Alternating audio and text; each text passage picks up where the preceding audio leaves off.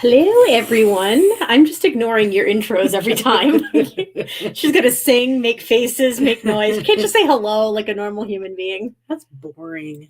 Hello. Let's go. I see in the chat our favorite Canadian, Kathy Glassford, at least our favorite Canadian until the end of 2020. Yeah, she's got a few more good days. She's taking full advantage of it. She is fully bought and paid for. Now she's calling out. She's calling out Stu. No. We're the ones fully bought and paid for. That her position is bought and paid for. Yes. Stu. I don't think Stu ever watches any of the Stu YouTubes. does not watch the YouTubes. But I appreciate you calling out one of our other favorite Canadians to brawl. Not the favorite Canadian. But one of our other favorite Canadians. How dare you? Anyway, were you getting that ready? I am. Why don't you just show what it is? One of the presents. So we got some presents from Dana. That's so loud. Dana gave it. They're supposed to be for me to annoy her. And guess what? I was showing some mercy and I had no plans on using them on today's show. Dana got them specifically for me to drive her crazy, particularly on our show. Wasn't planning on using them. She pulls them out. Anyway, we have a yes and a no, but I only have batteries in the no, but it yells no a whole bunch of different ways. Anyway, hello. It's Sunday. What are you doing? I'm waiting to use my no button. The whole time she doesn't know how to play it cool, you guys. She's all, her hands, you can't see them, but they're like this and they're shaking. She's all, it's pretty bad. Such a dork. She can't wait. Anyway, happy Sunday. It is our Sunday live haul show. This is the last one of the year. It is. What? It is. Happy after Christmas. Yes, happy after Christmas. After 2020 Hanukkah. Is almost over. I have a feeling 2021, while I do think overall 2021 is going to be better, but it freaking has to be. It is not going to be better for a while. I mean, I'm going to go ahead and say that's probably the truth. But still, ready for this year to be over.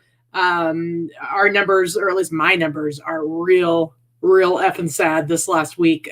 Serious drop in sales right at the end. Everybody was done buying their super expensive vintage shirts for Christmas. But in the past, I've still had like decent sales like on Christmas. This week, it's just like, which is fine because overall, I had a really good year. I think you had a really good year overall. Mm-hmm. So I'm like, whatever. I don't care. I don't have a lot to ship tomorrow. I've only got like 5 things to ship for eBay tomorrow. Literally. I have 20 something. Ooh, I just realized Katy have fun. Her movie is paused, but she's watching Killer Clowns from Outer Space, which is a fun movie. I actually like that one.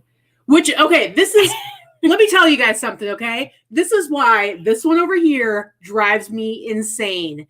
There is no way to predict what she will or will not like, although I think I have the key for it, because her claim is that she doesn't like silly stuff, she doesn't like goofy stuff, she doesn't like B movies, blah, blah, blah, blah, blah. She's like, ho-hum, boring grandma over here.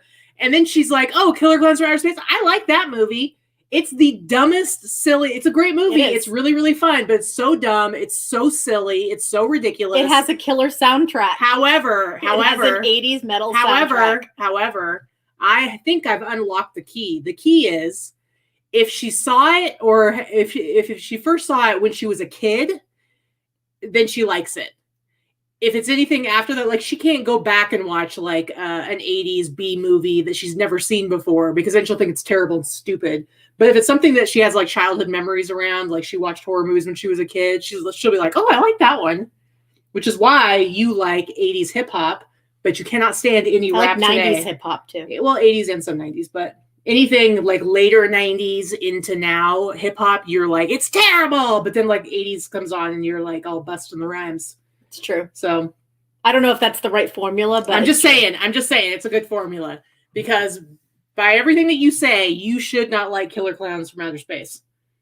It has a really good 80s metal soundtrack. Okay. All right. That's why I like it. There's other, okay, then I'm gonna take you to watch I'm gonna make you watch Rock and Roll Nightmare, and we'll see if you like that one, because you didn't watch it, I don't think, when you were young. It's got a killer soundtrack, but it's ridiculous. We'll see. We'll see. Anyway, so I hope everybody had a good holiday. I know it was difficult for a lot of people. The holidays are difficult in general for a lot of people. I'm not ignorant to that fact. I am one of those people generally, and I surround myself with a million Christmas decorations and a million friends on Christmas Eve for that reason. We weren't able to do that this year, but we actually ended up having a nice Christmas. Our best friends came over Christmas Eve. We ordered a little takeout from a nice restaurant, a Christmas meal, traditional Christmas meal. We ordered a holiday platter. We were just going to get food for just the two of us for Christmas Day. Turns out, at least that I could find, anyone around us that had like any kind of actual Christmas meal, they were like, yeah, for 6 to 8 people. And so we were just like, let's just get the holiday platter. We literally been eating this thing for 4 days. We got it on Christmas Eve. It's true. We've gotten like, I just had leftovers today. I'm gonna make something out of it. I think we've gotten like we're gonna get like 5 or 6 meals out of it. But it's true. But it was like $150 for like this buffet for 6 to 8 people. Anyway, in it to flip it says Merry Christmas and Happy New Year. Thanks for Thanks for sharing your reselling journey and for all the knowledge you've inspired. Why can't I read today? All the knowledge you've shared about selling vintage attire and hard goods. It's so inspiring and appreciated. Still loving that snowman treat. See, I can't talk. Just stop. You stop. Anyway, thank you for the $25 super chat. Thank you for the super chat. Thank you. Vicky's gonna stare at you over your message. Like that. I feel like it's like, what is that? Kilgore? You do this. Kilroy, not Kilgore. Anyway, thank you very much. We really appreciate it a lot. We love hanging out with you guys, and we like to help people become better sellers. And also we like to fun. Impart some of our silliness on you and maybe some knowledge along the way too. Knowledge. Some knowledge. But yeah, so Christmas, I know it wasn't great for everybody, and I'm just hoping that next year means we can all spend time with our favorite people. I mean, I didn't get to see my child or anyone in my family. It was just us. So yeah, it wasn't the best, but we made do. Well, we had a nice day anyway. I mean, I have to say, I got some pretty cool presents. So you got a little spoiled. I'm not somebody who's like, as I've gotten older, it's like, I don't really care that much about like getting a bunch of presents. However, this one over here kind of knocked it out of the park this year and got me. I'm a good present giver usually. Got me. Well, what's funny is like a couple months ago, she like had like a mini meltdown as she was wont to do. A mini meltdown about how she doesn't know how to buy for me. She doesn't know what to get me. How's she going to give me presents? You got to tell me what to buy you. And I'm like, what are you talking about? You know the kind of stuff I like. And guess what, guys? As per usual, she was freaking out about nothing. And she got me a ridiculous amount of awesome presents that some of which I'm wearing today. And I'll share some of those later as part of my haul, because part of my haul is my Christmas presents. Yeah, it's gonna be part of your haul. Part of my haul is my Christmas presents. All right. And I'll also show you the crazy awesome thing that Dana, who's in the chat, House of Rocks, who has recovered from the Rona, is feeling much better. But she got me one of my coolest presents this year. And I'll share those in a little bit. But anyway, I didn't bring any cool presents to share. It was definitely sad to not get to have our whole big Christmas Eve party, to not get to go home and see my family or go home and see your family. Dorothy got a mop and a mop bucket for Christmas. You poor bastard. That's a terrible Christmas gift. Here, janitor Dorothy. That's terrible. Oh, rotten. Rotten. I love you, Dorothy. That's a terrible gift. I didn't give that to her. I think I got you some pretty good gifts. It was funny because I was like, on Christmas morning, I'm like, I'm going to go play with my toys. And she's like, I didn't get any toys. And I'm like, what toys did you want? It's true. You're not a toy person. But anyway, I think I got you some pretty good gifts overall. Yeah. Lori says, you never bring presents. It's true. Because when people send me gifts, and don't get me wrong, I appreciate it. But when people send me gifts, it's I get candy, or like little notes, or like maybe some gift cards and things like they're not super exciting to share to other people. I love them. But we're also talking about like, you don't ever bring anything. Like I said in my Katy post, gets like lots of weird Mickeys and here's the thing though. I collect shit. She's a 12-year-old. She's not a collector. So I'm not sure like but anyway, I did put in the post today that I was going to be sharing some of my Christmas presents, so you certainly could have participated. Sure. You chose not to. I shared some on Instagram. Yeah, but you did get some really, really cool stuff from me and from friends and stuff. So Lori's like, not judging, just saying, I know. I'm just explaining. It's not exciting for me to show you my gift cards or things like that. Obviously, I love them, but it's not a good share. I'm sorry. She gets doodads and things. No. You got a lot. How many Miss Fluff things did you get? I did. I got 3. That's why I said I shared on Instagram. Okay, but I'm just saying you got lots of really cool stuff. I got her a sleep machine, a white noise machine. It's like makes fan noises because she has to have something playing, like she has to have like the fan overhead going because of the noise. But I appreciate the machines. Yeah. And I appreciate the gifts. They're not exciting. A white noise machine, they're like, yeah, snore. Okay. Not exciting for them, but you're making it sound like you didn't get good presents. I didn't say that. All right. Stop being freaking defensive. I just said it's not exciting for them. Gift cards are not exciting for them. A white noise machine is not exciting for them. They're like, snore fest. You've got like weird collectible because I like cool kid shit. Because I like cool shit, man. No, I did not get Christmas pinhead boxer briefs. But I did get I'm wearing pineapple boxer briefs right now. What other boxer briefs did you get from me? Well, most of those were ones. Oh, well, I got the ones that have Vicki's face on them. Yeah, which I think it was a misjudgment on her part because when I wear them, I feel free to fart on her face. So that's terrible. So sorry. I mean, that's what you did. You decided you wanted your face right in my butt crack. So I don't know what that's all about. A little weird if you ask me. Yes, Tommy, you need to get on the Katy and Vikki. You need to get on the Christmas card mailing list. I did send out over 100, and there are some people that did not get them. I ran out at 100 cards, and there were probably 15 to 20 others that I should have sent out that I just didn't because I ran out.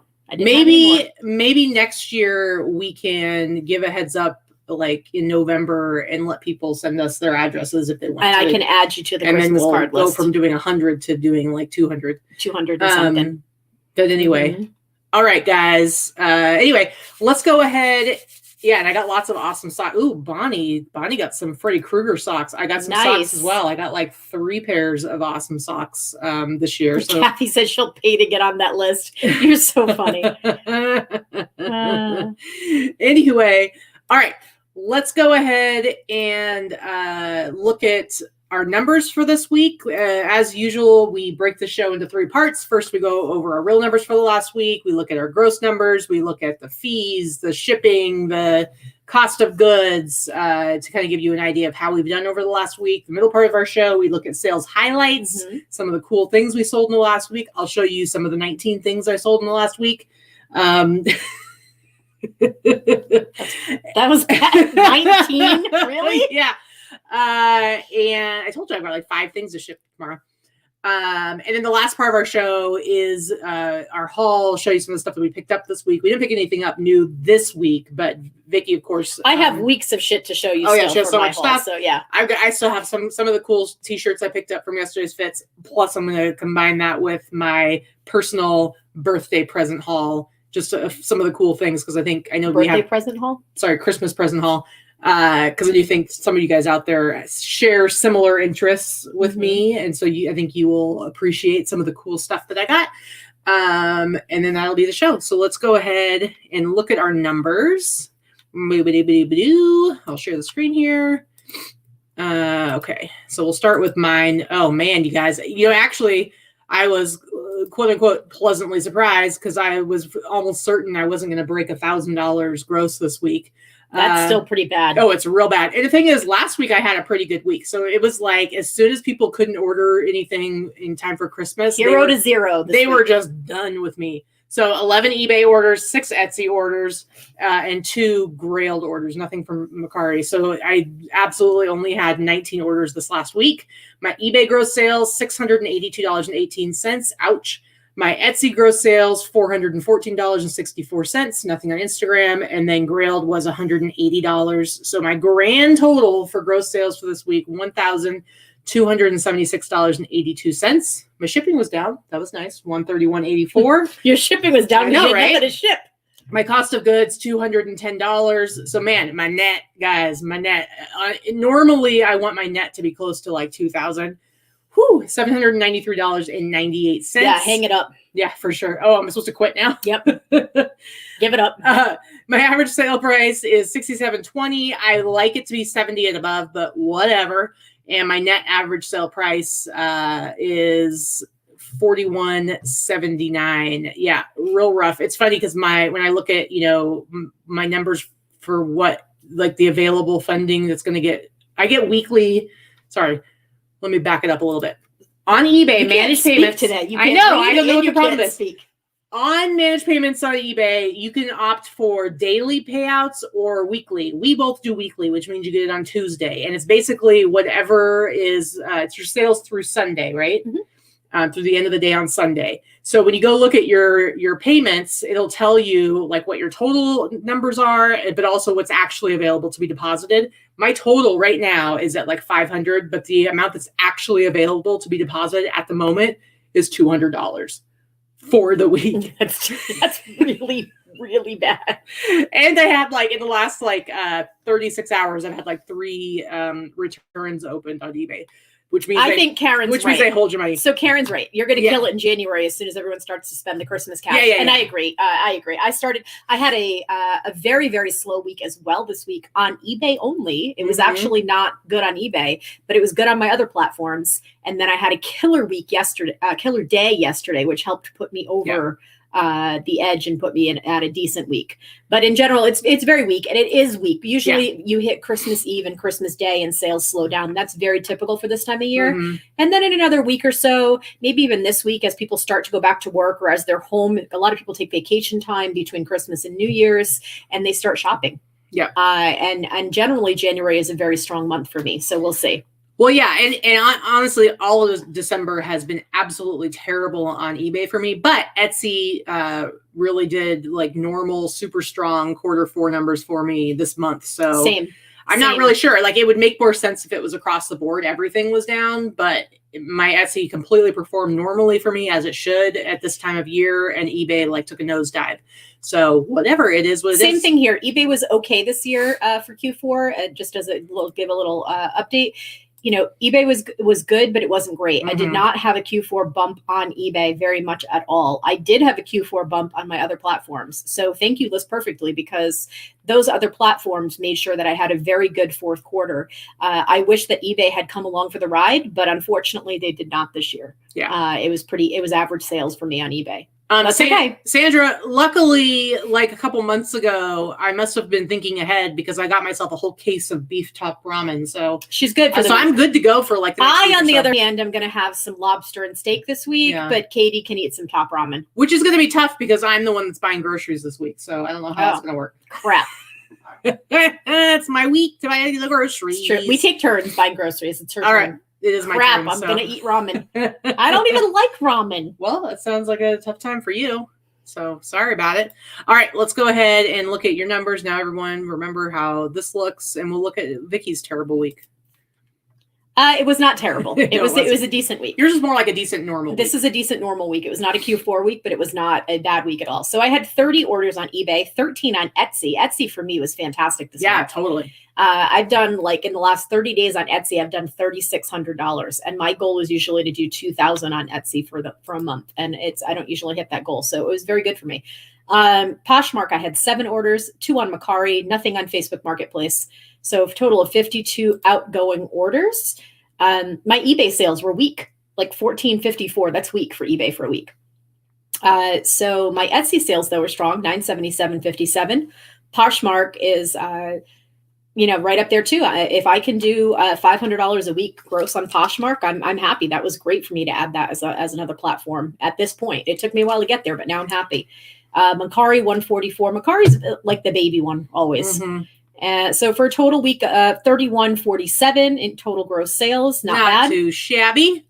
So 372 in shipping. It's generally about where I am. I'm almost always about 10% of my gross sales is shipping. Sometimes a little more this week. eBay fees, Etsy fees, Poshmark fees, Mercari fees. So those total costs with shipping and fees, $765. My cost of goods, $280. Again, I'm usually about 10% of my total gross sales is what my cost of goods is. It was a little less than 10% this time. So it averages out. I'm very consistent with that. So my total net is just over $2,100 for the week, which is good. I'm happy. $2,000 net for the week is what my goal usually is, at least $2,000.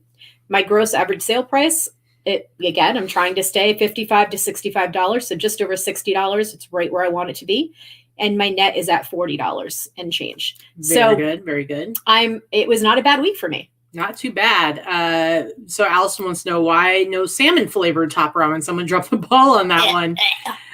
Very, very funny. Although there is like a shrimp one, right? Isn't there a shrimp flavored one? I think so. I've never had it. I don't eat ramen. I only like Tommy was just pointing out how horrible ramen is because there's so much sodium and I don't think the calories are all that bad, but the sodium for sure. The sodium's terrible. But for the most part, we pretty much cook most of our own food, so we don't really. She's a ramen person.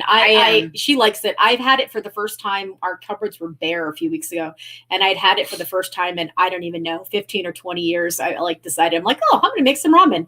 I'm like, this shit is terrible. This is why I haven't eaten it in 15 years. But I don't think it's terrible, but I don't have it very often. Like it's been at least a month since I last had it, so it's not like I'm eating it every day. But yeah, and one of the keys is I see that let's see, where did it go? Jen said it. Sandra says that she brushes her teeth with the ramen packet. I will say you can absolutely just use like half of the packet. You don't have to use the whole thing, and it works really well. And it's all about the way you make it, man. You can cook it down a little bit so it's not so liquidy, and get those noodles really full of flavor. All right. Moving on. Another thing is you can fancy it up, and you can crack a raw egg in it and let the egg cook in there. And you can add some like green onions, add some hot sauce. It's like sriracha sauce. You can make it fancy, real good. Anyway, okay. So yeah, you had a pretty good week.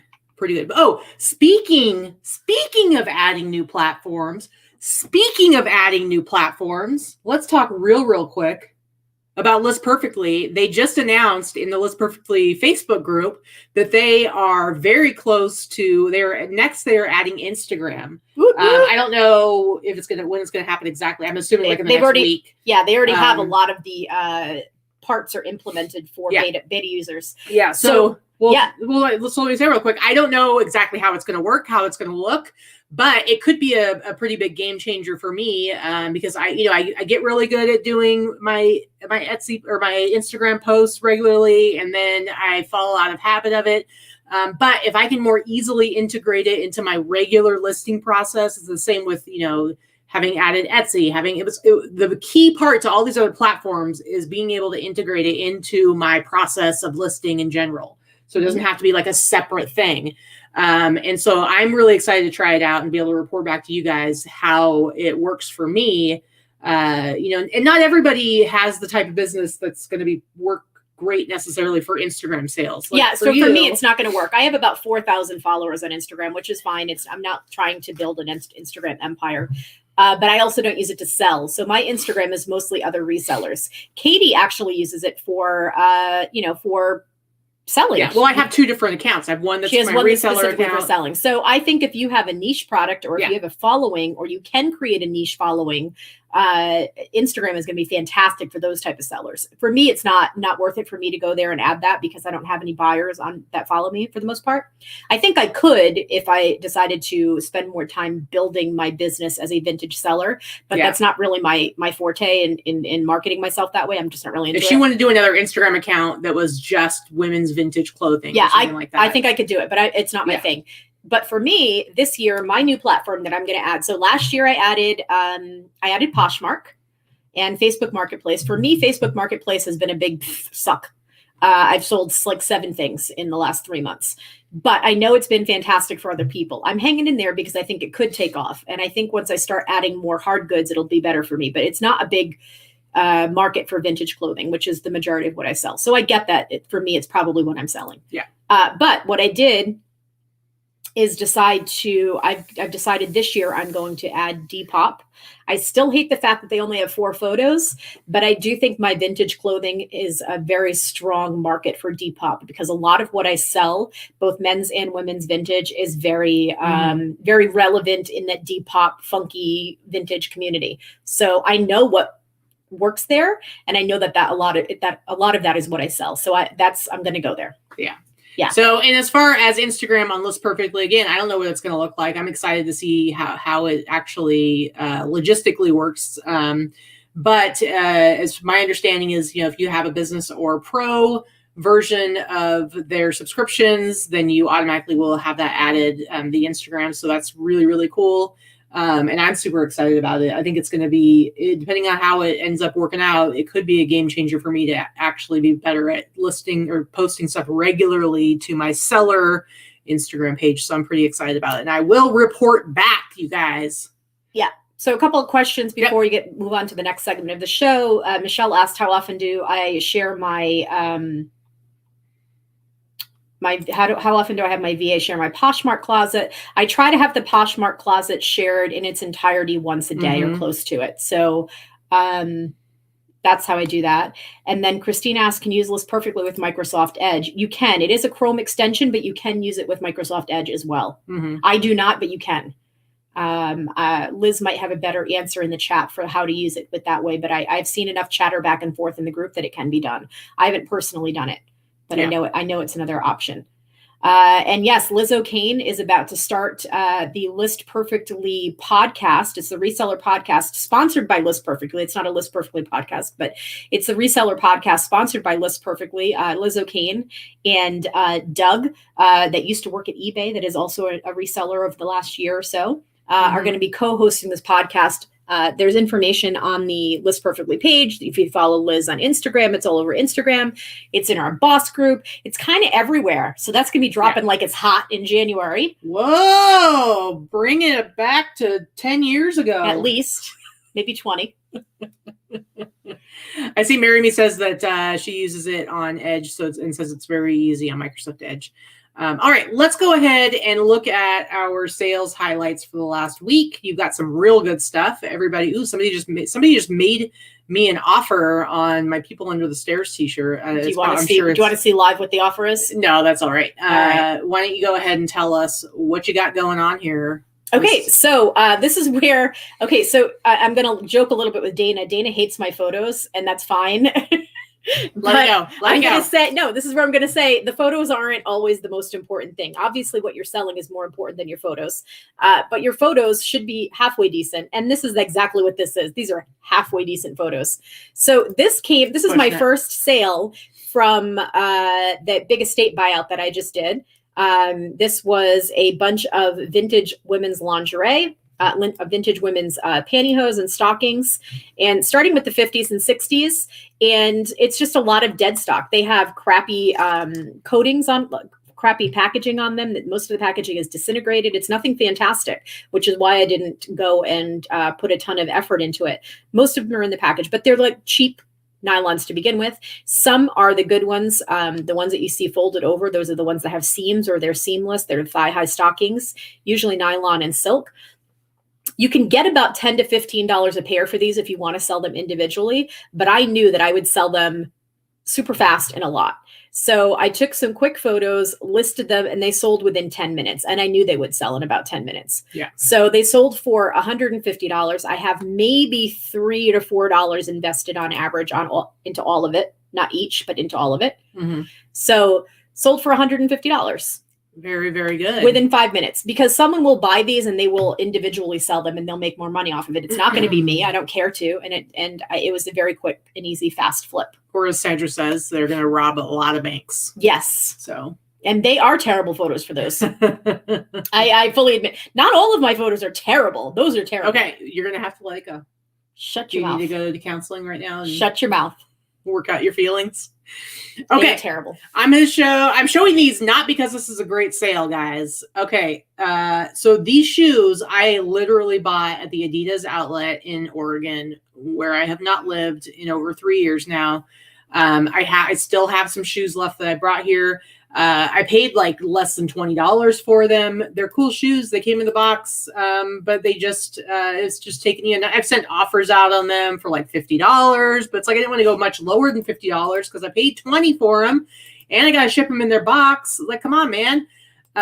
So somebody bought them for full price, the full sale price, $69.99, and I was like, hallelujah.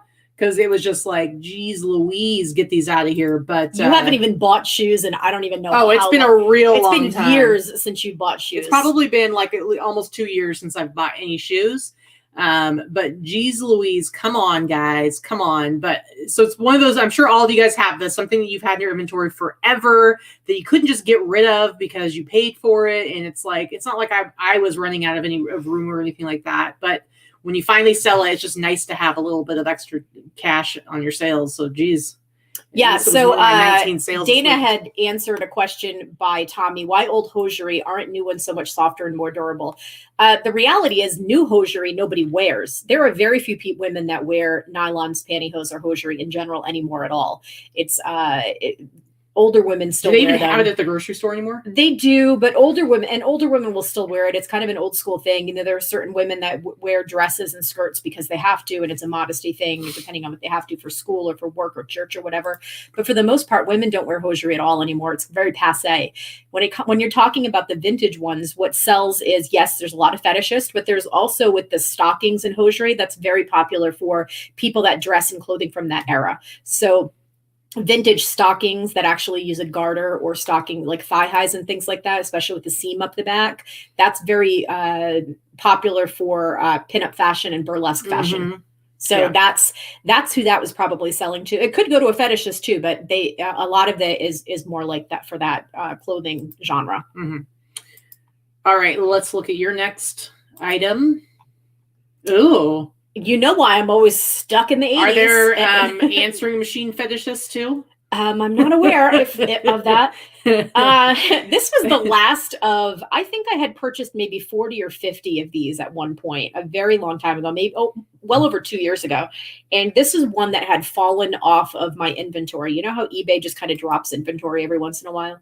So not that I ever do inventory. I just happened to double check and realize that, oh, this is gone now. And so I took a few quick shots and I relisted it, and it sold within the same week. So it sold for the price you see there, $119.95. I paid $4 or $5 each for all of these that I picked up a long time ago. So I'm saying at least 2 years. So maybe $5 2 years ago. It probably would have sold sooner had it been listed, but it was no longer listed. So I relisted it, and it sold for $119.95.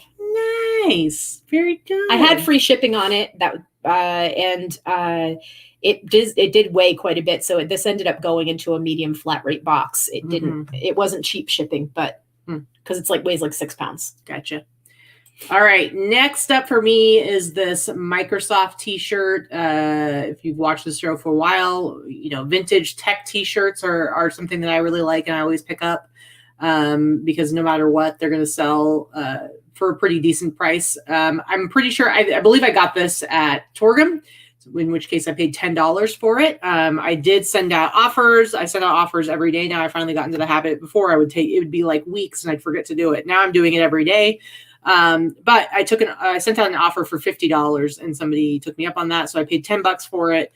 And sold it for $50. I mean, it's definitely worn and faded. You can see it's got a little bit of yellowing, a little discoloration, but it's just a really cool, 90s tech geek. Yep, tech T-shirt, and sold it for $50. So don't ever pass up. I mean, especially if it's got like a decent graphic. Like I think this graphic's kind of cool. Don't pass up anything that's like has anything to do with technology and vintage tech, because it's always going to sell for at least a decent price. So $10 into 50. Next. Interesting. So I've had this one for a little while, and I think it's because it's pretty small. It's measured. It is a size medium, but it is a fairly small medium because it's vintage. So this is a vintage Chicago Bears starter jacket. I picked this up at a Goodwill in Pahrump, actually. Pahrump. almost 2 years ago when we went shopping with Jimmy and Robin in Peru. Oh, wow. That was a while That's ago. a long time ago. So I think I paid like $6 or $7 for it. It sat for a while. It has some fairly small measurements. But it ended up selling on Etsy. I didn't have a lot of fantastic sales on eBay this week. Yeah, so I have a lot on Etsy. And ended up selling, somebody asked if I would change the price on it. So I did change the price. It ended up selling for $120 plus shipping to Germany. Wow. So $120. Nice. Mm-hmm. Nice. Not bad. All right. So yeah, I found starter jackets haven't been selling as quickly for me. No, not for me still either. Get good money for it, but they're definitely going to sit for a while. They're waning. They're waning in popularity. It's all about t-shirts now when it comes to vintage men's, I think. T-shirts and sweatshirts. Jackets just aren't as crazy. All right. Next up is this t-shirt. I haven't had this listed for all that long. I got it. No, you showed this one in a haul. Yeah, I got it at my last Torgum trip. So I, got it over a month ago, but then it didn't actually get listed until like within the last couple of weeks. But I got a Torgum, so I paid $10 for it.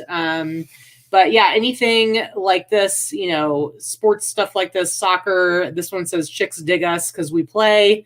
And I paid $10 for it, sold it for the price you see there, $48.99. So not a bad flip. That's the thing about like when I go to Torgum, as long as I'm getting stuff that I know I can sell for $40 and up, I'm totally happy paying $10 per shirt, because the reality is when I'm doing that kind of sourcing, it's not the same as going to a regular thrift store where you're only paying $2 or $3. You're going to one location where you're going to find tons of stuff that you would be that would take you weeks, if not months, to find just regular thrift shopping. And so it's worth it to pay up for that, this kind of stuff. But just a really cool shirt. Do you want to tell the class what you just sold for a whole bunch of money because you were looking at your phone I was very excited because I just sold something for What'd you sell? A vintage varsity jacket for $125. It's like we were literally talking about how jackets don't sell as much anymore as quickly, and she just sold one for and then she goes ahead and sells one for a bunch of money. So she likes to be a naysayer.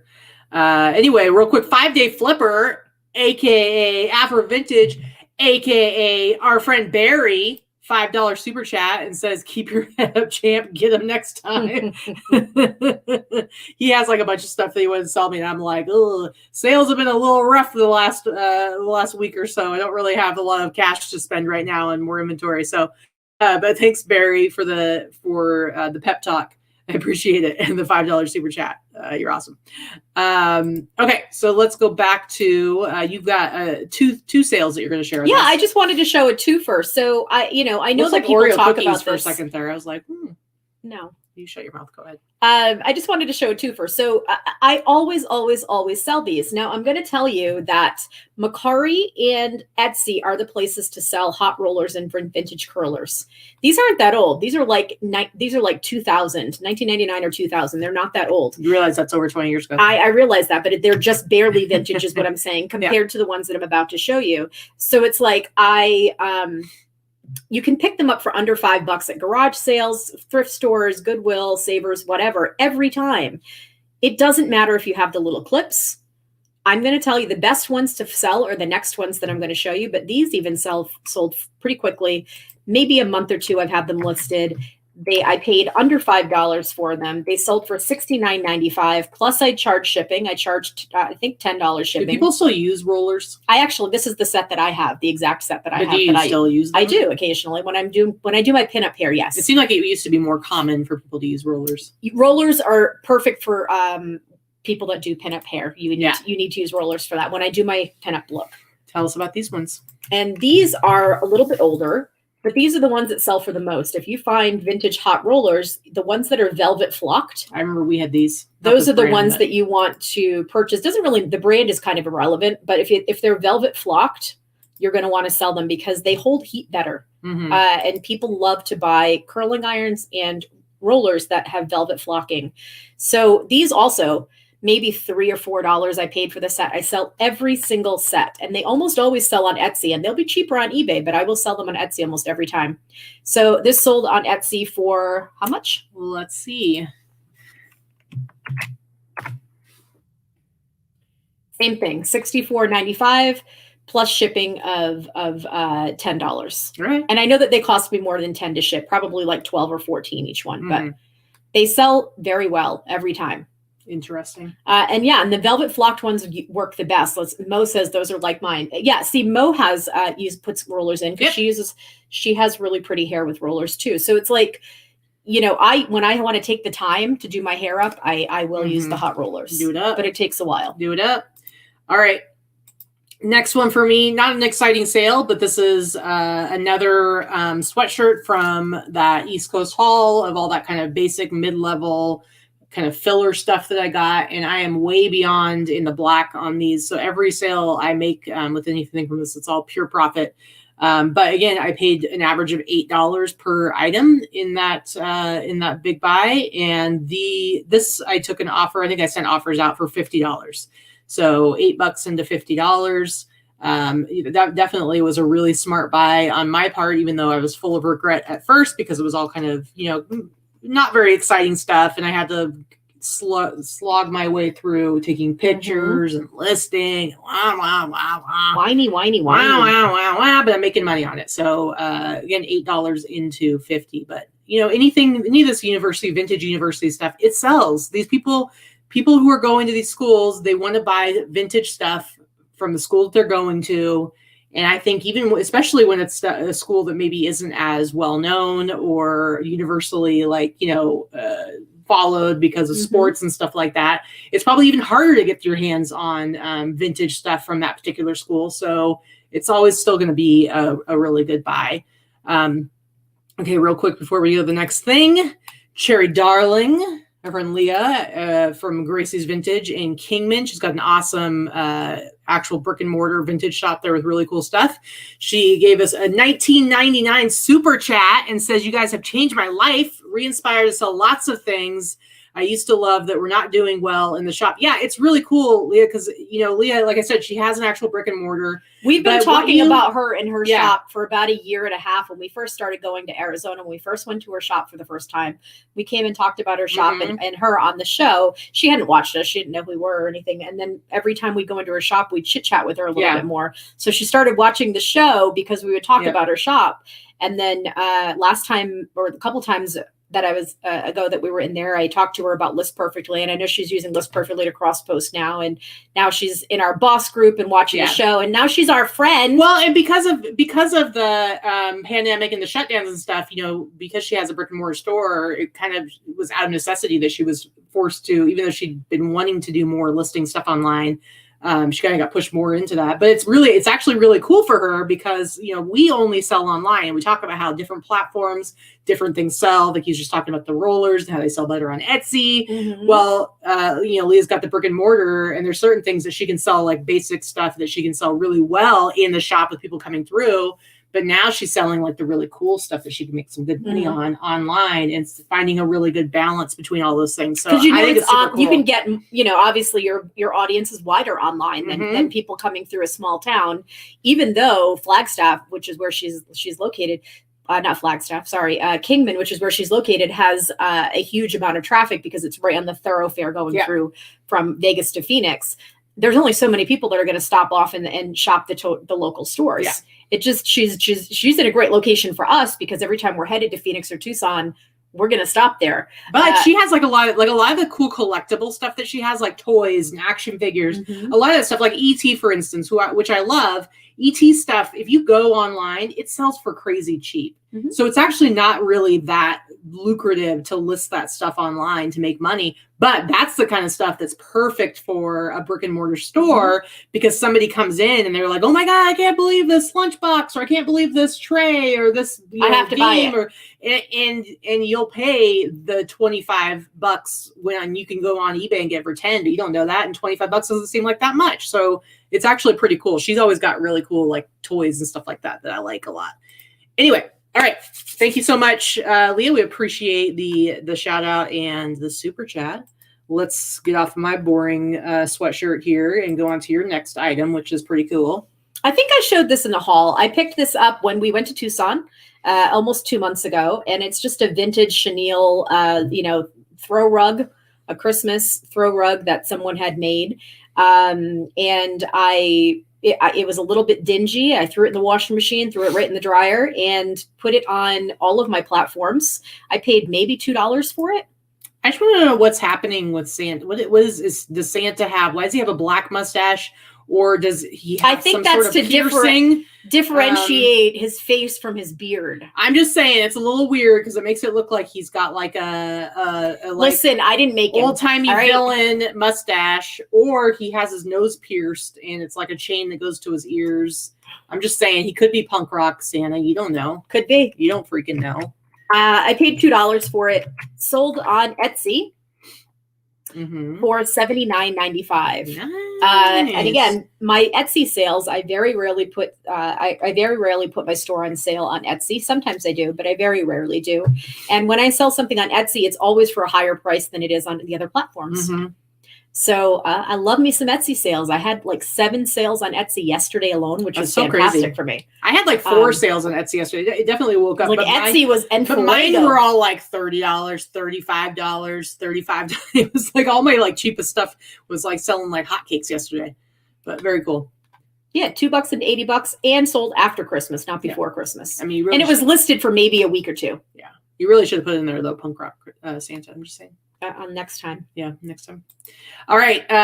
One of my better sales this week, probably my best sale this week, is this awesome Danzig T-shirt from the 1996 Black Acid Devil Tour. I'm a huge Danzig fan. You know, I love me some Misfits. I love me some Glenn Danzig. And so I bought this shirt from a local shop. I think I paid like $60 for it. I felt like I could get more than that. And when I was sending out offers this last week, I did send out an offer for $150 for this, I think like on Christmas Eve or something like that. And it honestly is like the biggest sale I've gotten from an offer in a while. So I was pretty happy that somebody bought it. And I immediately went and grabbed it and shipped it out, even though I'd already done all my shipping that day. But I was feeling the Christmas spirit and thought I'd get it out to this person. But like I said, I'm a big Danzig fan. So when I saw this shirt, I had to pick it up. And I'm glad that I was able to make a little money on it and send it on its way to somebody else who hopefully fully appreciates the awesomeness that is Danzig. I love them. And Danzig 5 is probably the last of their good albums, because everything after that is absolute crap. 5 isn't super great, but it's okay. Okay. All right. We got another super chat. We got one from Red Robin Reseller. Made it. Merry Christmas. Happy New Year. Here's to keeping trees up until February. Starting a tote fund for the creepy dolls. Happy everything from Joe and I. That is, of course, our favorite blue-eyed boy, Dreamy Eye Joe.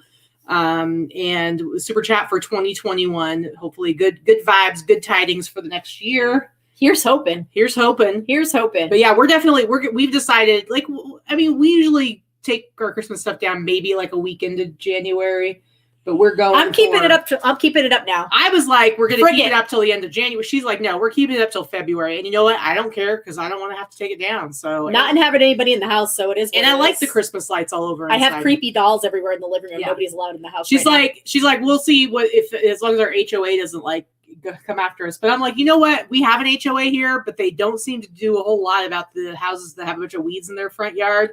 So I think we can keep our stinking Christmas lights up for a little while longer. Okay. It's true. And if they want to come after us, I'm going to be like, how about you get the pool cleaned more often, jackasses? Come at me, bro. Yeah. Come at me, bro. Anyway. Thank you so much. I'm really loving Jacob's comment. I still pole dance to Dirty Black Summer. Dirty Black Summer in my head. I love Jacob's taste in music. It's everywhere. I love it. I love it. And yes, Dirty Black Summer is a fantastic song. I love it. Lots of good music from that. I try to play Danzig in the car, and she'll like let me get through maybe 1.5 songs before she's sick of it, which I don't understand. I feel like she likes the hair bands. I know it's definitely not hair band music. I don't really love Danzig. She doesn't like his voice. And I'm like, are you kidding me? You're crazy, man. But I love Michael Graves. Yes, that's nice. Okay, so shush. But still, I wish she enjoyed some Danzig a little more. So I love Michael Graves, and I love his voice. I've found that if I play, there's certain bands that I've been able to play enough that she goes from tolerating them to really liking them. And somehow I managed to successfully do that with Michael Graves, who was the singer. And Coheed and Cambria. Michael Graves, who was the singer for he was a singer after Glenn Danzig for the Misfits. But anyway, his solo stuff is actually really good. Okay, moving on. Shut your mouth! Don't tell me what to do. Okay, that was very loud. That's very loud. All right. Let's go ahead. Thank you for pointing at the screen. Mm-hmm. Go ahead. What do you got? What's this phallic thing you've got going on here? It's a coconut lamp. Okay. Coconut dildo lamp. That's what you guys said when I showed it in the show. This is another one picked up in Phoenix. This is when we went garage sailing with Teresa. Last time we were in Phoenix, we went garage sailing with Teresa and Holly. I picked this one out. I would like to say a lot of, even though I had terrible sales this week, a lot of the items that you made some real good money on are things that I helped you out with.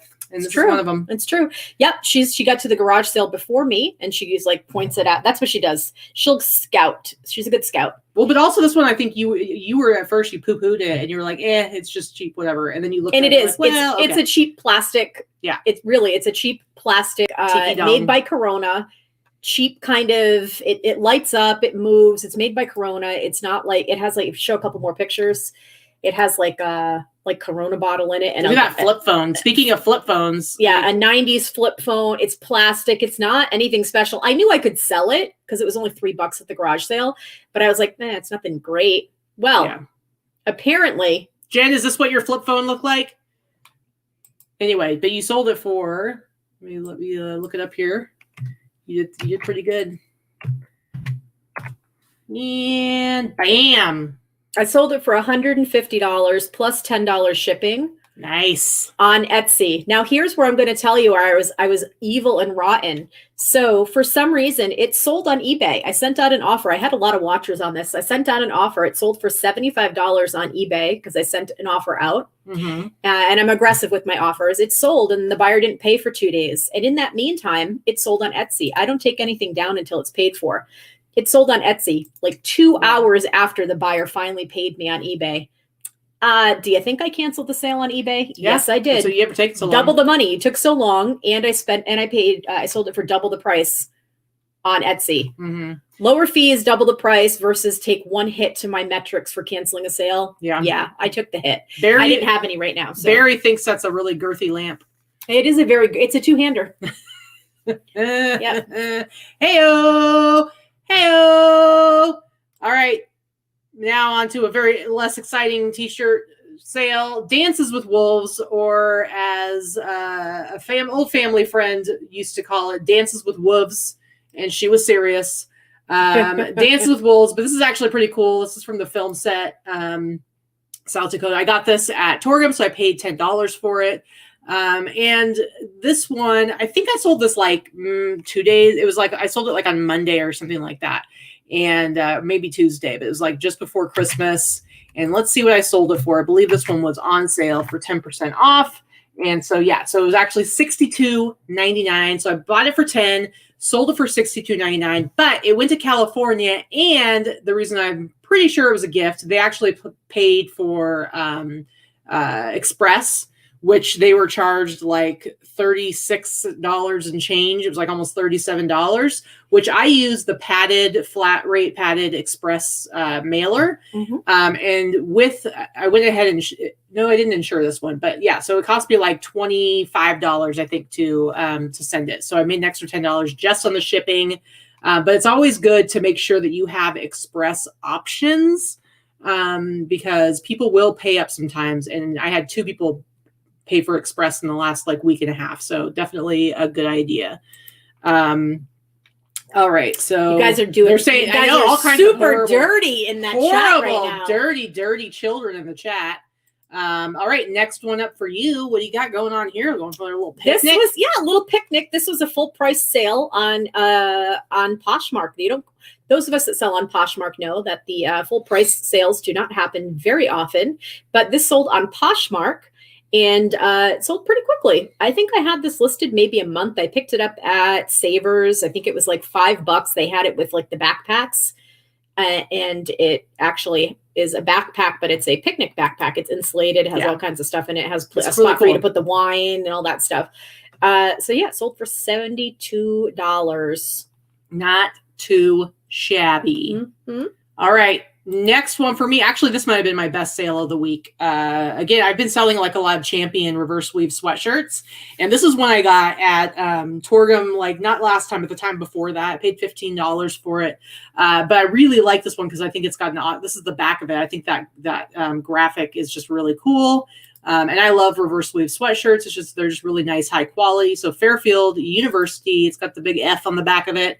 And this one, let's see what I sold it for. I believe it was 10% off. So we will see. And yes, so they actually paid $180. So it was $20 off of that. That's crazy. But I paid $15 for it, sold it for $180. You know, reverse weave still going strong. It doesn't sell like crazy fast, but for some reason the last few weeks I've sold like 4 reverse weave sweatshirts. Must be a thing. Must be a thing. The thing right now. Yeah. Everybody's going crazy for it, man. But and yeah, the heather gray is really popular with streetwear stuff. So it's a good color. All right, next up. See, here's another one you can thank me for. That's true. This is one that Katy got for me when we were in Tucson. We stopped on the way back from Tucson in Phoenix because Katy had such this was the Tucson one because it's the only thing that I bought at that particular. Okay. So anyway, this is from a Buffalo Exchange. I wait in the car because I hate Buffalo Exchange. So Katy went into the Buffalo Exchange and texted me from inside and said, I found this thing. It's only $30. Should I get it for you? I said, yes, you should. So I paid $30 for it and it sold. She wouldn't even come in to buy it, guys. She made me buy it, which was adding insult to injury because this was at the Tucson Buffalo Exchange and there was literally nothing for me to buy. There was no vintage, no t-shirts for me to buy. And I went over and saw this. And I'm like, you want to come in and get this? She's like, can't you get it for me? Well, you're already in there. Yeah, you jerk. I paid for it. But you made some good money off it. Yeah, I paid $30 for it, and it sold for $160. Yeah, and you didn't have it listed for very long, did you? No, just a few weeks. That's crazy.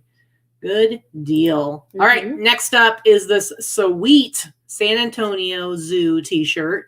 This is, I only sold 2 things on the old Grail this week, and I'm showing them both to you. But this T-shirt, I mean, there's nothing like necessarily special about it, but these kind of things, they sell well. I sold it for $65. I paid $10 for it, sold it for $65. These 80s animal prints or animal T-shirts, just a really cool. This is on the Harlequin tag, made in the USA, but awesome wild kitty cats. Hey, all you, what was it? Hey, all you cool cats and kittens. But yeah, I sold it for $65, paid $10 for it. So seriously, when it comes to vintage tees, like, don't underprice your shit. I mean, I guess it's all depends on how fast you want to be flipping stuff. But you can make good money. I mean, $65. I certainly could lower my prices and maybe my stuff would sell a lot faster. But I don't necessarily want to go into higher volume sales. So I'm okay with the time it takes. And Bonnie said that was in the lot I sold you, Katy. Oh, was it? Ooh, Bonnie, very cool. For some reason I was thinking I got this from a different buy, but yes, you are correct. So I think that my price would have been about $15. I think in that lot, everything averaged out to $15 per piece, but 15 and 65. Still a good flip. So Jen says, I want to hang out in real life with Tommy in Seattle and Sandra. You guys would be a blast. I want to hang out with all 3 of you, and we need to throw Jacob in the mix. And Jacob's gonna be like sing and dance. That's what I said. We got to throw Jacob in the mix. Yeah, we need somebody who's gonna be busting out. Listen, when we have our reseller event this year, hopefully this year. The event that we've had to put off. Hopefully it will be this year. I hope that means that all of you will get your butts to Vegas. Yeah. Even you, Jen. At this point, come on, Jen. I'll hold your hand. Get your flip phone. Come on. All right. Next one up. And again, she can thank me, everyone. Again, you can thank me. What is this? What do you got going on here? So I'm going to give a little bit of a tip. I don't normally do retail arbitrage. But Katy and I were talking, and she likes this brand Dixon, as do I. This is a brand Dixon. This is actually my first one I bought for myself, though. She went to buy this for herself, and they have limited edition shirts here and there. So this is one of those limited edition shirts. What happened is it went on sale about 6 weeks ago. They do a limited edition, and they do them all the time. Well, this let me just jump in really quick because I have talk. Yeah, but this was a particular series. I understand that. Go ahead. I didn't go there yet. Go ahead. So they've been doing this particular horror series on certain shirts, and this is one that Katy wanted herself. So she purchased it for herself. Now, a lot of the Dixon shirts are fairly inexpensive when they first come out. And this was one of them. This was $33 or $31, I think. And they come out with these limited editions, and they do a limited run on a certain type. Now, their everyday shirts have great resale value in general, but then some of them, they do limited editions. This one is called the Reagan. So you can see Reagan from The Exorcist. And so these were $30-something a piece. I knew that I would never not get my money back on them. I bought 12 of them at $30 a piece. I have sold at least half of them from $100 and up now because they're sold out on the website. What I think is interesting is that they're not actually licensed, so they all have like it's a weird. They're not calling The Exorcist. The Exorcist. It's just called the Reagan, and it's not like you can see anything to do with The Exorcist on the outside of the shirt. It's really just a marketing thing, and it's kind of cool. But it's a limited edition print, and most of their shirts are like $50 and up. And for some reason, they had this particular, maybe because it was a limited series, because not all their stuff is limited. It was only $31. So yeah. So it sold for full price on Poshmark for $150, and I've sold half of them. I have the rest still listed on various platforms. Jen, I'm telling you right now, if you commit to come out to our reseller event, I will pick you up personally at the airport. Yeah, indeed. I will personally pick you up in my car. Katy and I will come get you and take you to whatever hotel. I will be the one driving, but whatever hotel that you're staying at or whatever. Yeah. We will personally pick you up at the airport or at the train station if you're taking a train. Yeah, we'll bring some booze. I know where the Amtrak station is. Real good. Anyway, yeah, you should check out this company because I mean, this isn't even really like a bolo just because it's so hit or miss. Like you have to know which one. I mean, it just happened that this was like, I think the 5th of a 5-part series. They had like a one that was like, this was the 6th actually. Was it the 6th? So I didn't even see any of the other ones. I did. They had a Freddy Krueger one. I saw them. What I'm saying is the other ones this was the last one. So none of the other ones were available anymore. Because I would have bought some of them, but this one's really cool. All right, anything else? That's it. And the last thing I have is this Grail sale. This is a Madonna t-shirt I got in a lot of music t-shirts, music and movie t-shirts. I paid $20 for it, and I ended up selling this for $115. And yeah, nothing. I mean, it's just it was from 2000. I don't even know what is this show from. Whatever this show is from. What one is it? It's the Drowned World Tour. Like it's from 2000. It's from 2001, I believe, because that was the last tour that I saw. Yeah, 2001. You're right. Anyway, I paid $20 for it. And yes, I am a huge Madonna fan too. By the way, yes, I'm not so much. I'm like meh, but I can appreciate her place in history. I've seen her twice, and this was the tour that I saw. Was 2001. Very cool. And then I got a message like I think the person bought it like late Christmas Eve. And then they sent me a message yesterday being like, when are you going to ship this? And I'm like, Monday. Or no, they asked for a tracking number. And I'm like, I'll give you one when I ship it. And then they were like, well, when are you going to ship it? And I said, Monday. And they were like, okay. But I'm like, leave me alone. Yes, son of a Jacob, I am so with you. Up to Ray of Light, I'm in. Yeah, you're absolutely right. Ray of Light, Drowned World was pretty much, this was like the pretty much the music album. That's pretty much where she lost me too. I can appreciate like her place in history, what she was a trailblazer, what she contributed. She really is not a good singer. But she's had some good songs, if that makes sense. But she's not a very talented singer. She's okay. I liked her in Evita. Nobody was saying that she's... I know, I'm just telling you how I feel about it. Thanks for your input. I'm saying how I feel about it. I'm part of the conversation here. No. You didn't even hear what that said. Anyway. All right, guys. That's it for our sales highlights for the week. Mm-hmm. What do you want to start with? Some creepy dolls or show us your haul? Sure. What kind of crap do you have to show us? I have dolls and I have some clothes. Yep. Go ahead. Show us some dolls. Are we going to start with some dolls? Sure. All right. So Katie, I'm sure, is going to make fun the entire time again. Let's take a vote. Hit the 1 button if you want me to not make any faces. Hit the 2 if you, in the chat, hit the 2 if you would like me to do accompanying faces with the doll display. Go ahead now. Go. So 1 no faces, 2 faces. Go ahead. Okay. For those of you that want to actually learn about dolls, we're going to go there. So this is one. Yep. Those of you that know dolls or want to know about this doll is a doll called a Terry Lee doll. So Terry Lee is one of the ugliest dolls on the market, I swear. So she's got her vintage house coat, which I would be selling right on its own. Vintage house coat, matching slippers and little bottoms, little pajamas. I don't know if this wig is original or not. Either way, the wig is a hot mess. It looks it's a hot mess. But Terry Lee has one of the ugliest hand-painted faces in dolls, but she sells very well. This particular doll is going to sell for at least $125. And, I might find a better wig for her. I might not. But she's got a hot mess wig. I'll do very little to clean her up. I'll just be making this wig a little bit nicer, maybe. You can't believe you snatched her wig right out of her head. On television. Snatched her wig right off. You just did that and hairs flew off of her wig onto you.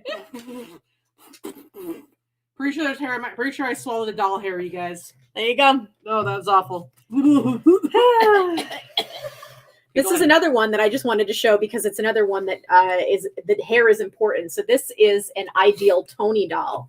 Now, Tony, Tony, she's got a little bit of her original curl left in her hair, but she's got a long wig. This is probably the original dress. It's era appropriate in any case. She's a hard plastic doll that has normal sleep eyes, but Tony doll was made in the early 50s to capitalize on the home perm industry. So Tony was a perm brand, Tony, and little girls would get these dolls. They'd have almost a fake perm kit in there, and they would put rollers in the hair because the moms would be doing perms at home, and they'd put rollers in their hair and curl them up. And yeah, so that's the thing. So again, most of these dolls are not in fantastic condition, and it doesn't matter. She's still probably a $75 to $100 doll. Look at this. Look. Yeah, that's hair. Disgusting. Yeah, disgusting. Gross. Means it's a real hair wig. Oh, no, it is everywhere. It is. Hold on. Oh, yeah, which was his real hair wig from somebody who's been dead for decades. That's disgusting. It's gross. That is disgusting. Okay. Oh, horrific. Yeah, it's pretty bad. And I swallowed one, so I'm probably gonna become possessed. Yeah, the Terry Lee dolls did used to sell for hundreds. I agree, Sarah Lee. They do still sell, but they don't go for quite as much. If she had a better outfit, I think I could do better, or if she had better hair. But I think where she is, she's probably like the 125 range. Awful.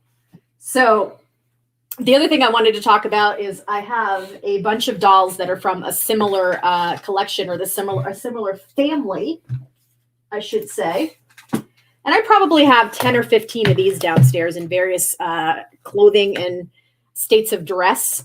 So these are dolls from the early 70s that are, you may have heard them talked about before, or maybe not. But these are all from the same family. These are they're from the Chrissy family. It's Crissy. This is Chrissy. Chrissy has red hair. It's a Chrissy grow hair doll. She's wearing pajamas. I think this is an outfit that is original to her. And then is this spray tan Sally? Yeah, she looks like she has a spray tan. But no, this one is I think her name is Kerry, Kerry. And then this is Cricket, who is Chrissy's little sister. And they're called grow hair dolls. They're early 70s because they have these knobs on their back. And this little thing in the top of their head pulls out. They have short hair. And then the hair pulls out from the top and it grows. You can make it get shorter or longer. The problem is that a lot of times when you find them, they don't work. This one's working. Or the hair is completely matted and grown out. And then of course they're dolls. So little girls would take them and cut the hair. This one, her hair's cut. So I'll probably sell these as a lot with all together from the same family. They are creepy smiles. And yes, this one looks like Malibu Barbie fake tan. But when they have the original clothes and the original outfits like this one does, has her shoes and everything, I'll probably get, I think I have 3 or 4 others. I'll probably get like 100 and change for the lot. Individually, they're like worth about 20, 25 bucks unless they have perfect clothing and perfect hair, which is harder to find because these are actually played with. Let's see. It's another one from the 70s. This is made by Mattel. This is a Cynthia doll, and she's real cute. She talks. I didn't check to see if she works yet. I have a couple of these, actually. I think I have 3, and they all have their original outfits and shoes. She's got this little hippie, cute little hippie dress on, and very cute flippy blonde hair, blue eyes, perfect American Girl type of doll. And she sells for about $30 to $40. And I think I have 3 or 4 of them, and they all have their original dresses on. Interesting. What? Is she making faces? I wasn't. I'm being very respectful. I did make a lot of faces when you threw a bunch of dead person hair at me. That's true. I do have a couple little kittles, but they're not in great shape, and they didn't come with any of their accessories. So I'll probably sell those as a lot very cheaply, like 25, 30 bucks. Yeah. Let's see. Tommy says, I don't care how broke I am. Yeah. So the last bit of dolls, I'm doing these in a grouping to show you, is what I wanted to show you about some Shirley Temple dolls. So Shirley Temple dolls are still made. They're made by the Ideal Doll Company, but they were made starting in the 30s. So there are so many different variations. Some are worth little to nothing, and some are worth quite a bit. And I tried to bring a little assortment of the different eras that they were made in. So this is a larger Shirley Temple doll. And she's actually in pretty good shape considering the age, but this one is probably late 50s. She is a hard plastic face, but her body is composition. So, and this one is about 30 inches tall, and she has her original clothing. So this one is probably worth maybe about 200 or so in this condition. Crazy.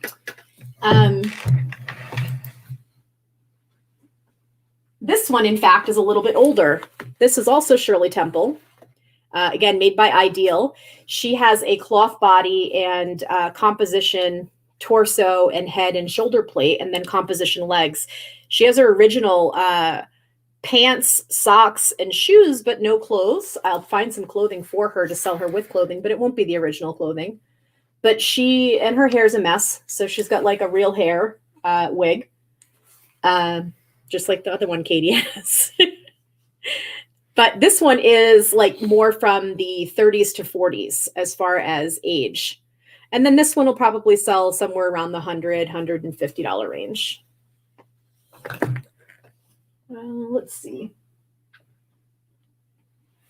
This is the Shirley Temple that more people are probably used to seeing. So this is this is also by Ideal. They're all made by the same company. This is the little bit older Shirley Temple doll. She's in hard plastic. None of them look like Shirley Temple. This one is from the 70s to maybe early 80s. And she's not worth a heck of a lot at all. So I'll probably lot her up with some other dolls. Her hair's a mess. Her outfit is like not original. I think it's handmade. Actually, I'm sure it's handmade. She's probably worth like 15 bucks maybe. Mm-hmm.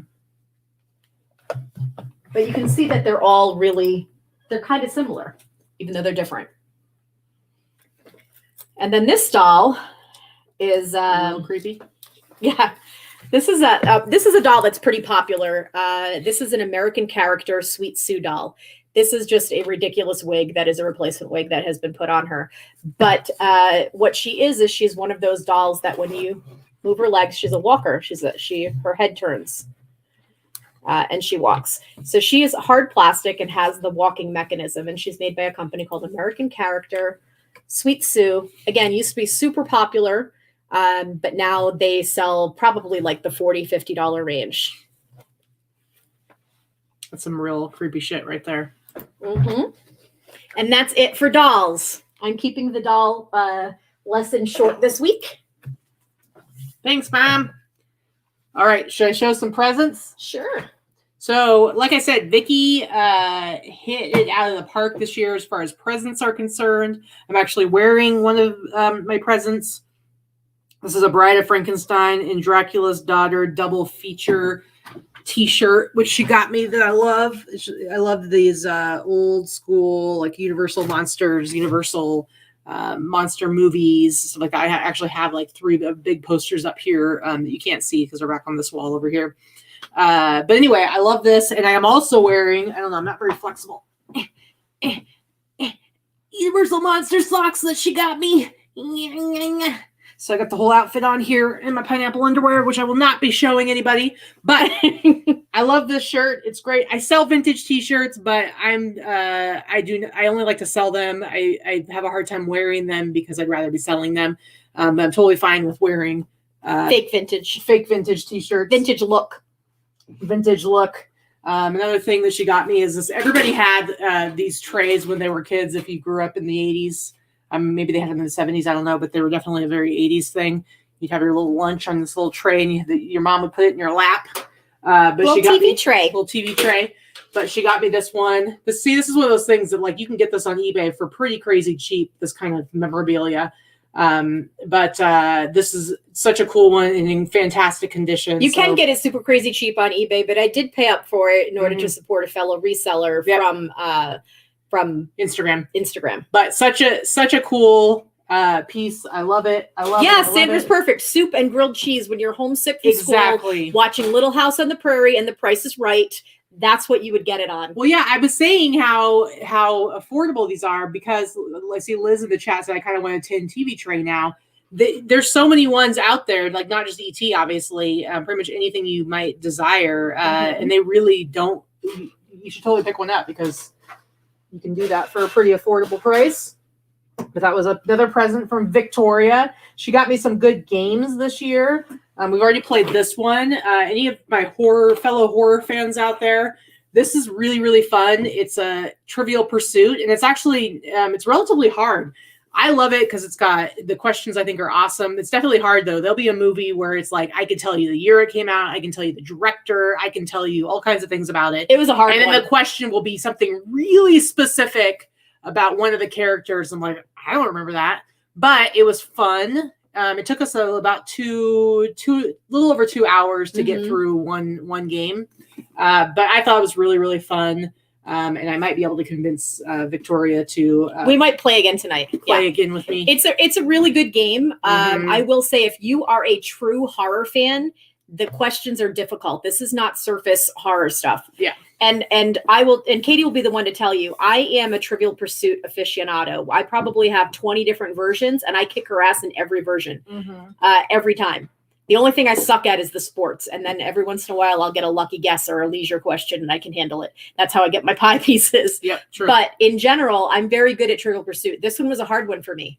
She beat me soundly, but I did get 4 pies. You did. She did. So it wasn't like she did. I mean, it's like, you never know. It's like any Trivial Pursuit. You never know what your pie question is going to be. It could be a ridiculously hard question. And then you could have one that's, I can't even tell you. Every time there was like a multiple choice, it'd be like 50-50 chance because they give you 2 answers. I swear I was getting it wrong every time. Sandra needs to come visit again and have a sleepover. We'll play board games. Yeah, she says Rebecca won't play with her. Oh, Rebecca. Anyway, and then this game we haven't played yet. This is one that we're going to have to play. I need to get, if Britt's still in the chat, we need to have another game night sometime soon with Britt and James. They're our trivia buddies. This is not a trivia game, but this one, it's obviously based on the movie The Shining. And you can see it says 3 to 5 players. And here's why. This is one of those games that's like a game of cooperation where you're kind of all on the same team, like, that game Pandemic and stuff. But that game. The thing about this game is that you're all working together towards a goal. You're going around and you're investigating stuff. But one of you has already succumbed to the terrible forces of the hotel and secretly acts to keep you here forever. That's why you have to have at least 3 players, because obviously if you only have 2, you're going to know if you're not the secretly bad one, then the other person is. So this looks like a super cool game. I'm looking forward to playing it. Plus I love the movie. Realize that we only had you need more than 2 people to play. I like this kind of game though. It's really cool. So we'll have to play. We're going to have to listen. If James can make us play those terrible escape games, Britt and James can amuse you and play one of these games. Yeah. But anyway, so The Shining, what's funny is that goes along with The Shining is friends of ours, Rachel and Lou, they actually got me a Shining blanket. So that's just the carpet design. So I'm pretty excited about that. And then another friend of ours, Wendy, just picked up some really awesome Shining material. She makes masks. She makes really good masks. And so she's making one of those for me. So I'm pretty excited about it. Masks, the new accessories. We have a bunch of them. Yeah. I have, I can show my mask. You keep going because I'm going to go get my mask from Wendy that I think is hysterical. Oh, okay. Okay. It's dirty. Now next, Data is the one that got us those really super annoying yes and no buzzer things. But my actual present from her this was made by a local artist here in town who makes these really cool wreaths, but they're horror themed wreaths. And so she got this particular one for me. And I think Sandra's going to love this one too. This is a really awesome Friday the 13th wreath. You can see it says, welcome to Camp Crystal Lake. But of course, Crystal Lake's crossed out. It's Camp Blood. And, but this is the best part right here is it lights up. And so I actually already hung it on the wall, but I took it down so I could show it to you guys. But this is just super cool. And so I think that the person who made this, they also had like a Hellraiser one. They had like a bunch of other movies, but this is the one that she got for me. And it was a wise choice because I think it's flipping awesome. I love it. Super cool present. So Jen just sold an Eileen Fisher sweater for $149 in the middle of the show. Yeah, so this is my new favorite mask that I can't wear everywhere. My friend Wendy made this for me. What does it say? It says fresh out of fucks. I think it's pretty funny. She makes really good masks. They're designed in a way that it's much easier to breathe than some other masks are. I love Noelle's masks. Those are my favorites. Yeah, those are the best because Wendy's are my second favorite. Mm-hmm. Because they don't move when you talk. Yeah. And they don't suck into your nose. So and then the other one Katy got for me is Miss Fluff is my favorite pinup artist. As far as like, she got me one of those gator neck ones. Yeah, because you can wear it around your neck and then you just pull it up when you go into a store. Yes, my mask for church. Exactly. Yes. So, and then one of the presents that Vikki got me that I actually knew I was going to get is she got me a tablet. I didn't have a tablet before. I have a Kindle, but it's just okay. But she got me a tablet and I was excited about it because I really want to. I used to collect comics, but I got rid of all my comics a couple of years ago because I needed to raise some funds or before I was still back in Oregon. And I kind of missed that, getting to read comics. And so I wanted to get a really good, decent tablet to be able to read comics on.